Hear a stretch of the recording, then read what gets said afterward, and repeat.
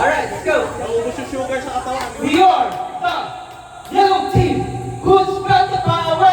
Spirit got the power! Who's got the power? The Spirit got the power! Saan tayo pupunta? Judea at Samaria! Saan tayo pupunta? Jerusalem at iba pa! Let's go! Let's go! Let's go to winning! Okay, Pagalingin ah.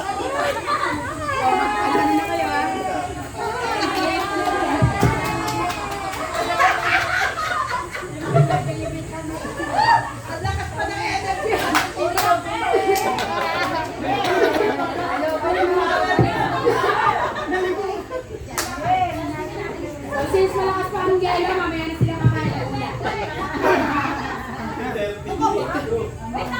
Okay, start mo. Wait, ready. Romans, are you ready? Yes, we are ready! We're gonna fight, fight, fight. We're gonna win, win, win. Romans team will fight to win! Oh! Okay. So, nagmimabag-meeting sila. Ating tatawagin ang ating for closing remarks. It na. Tawagin muna natin si Ate Babes para magpahayag ng pasasalamat at acknowledgement.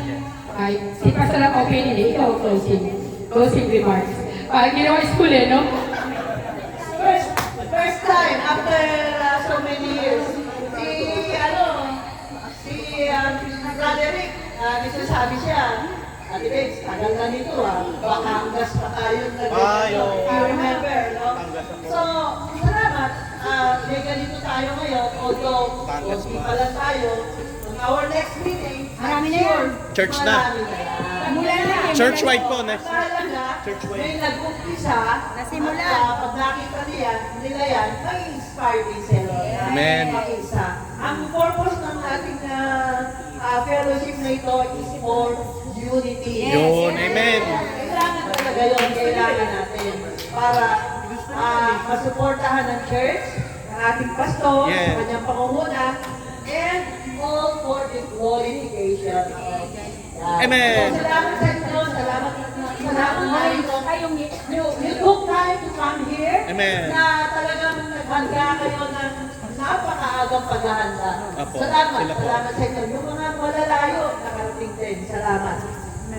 Okay, tawagin natin si Pastor para sa ulit pananalita. Who got the... Okay. Nasa school eh.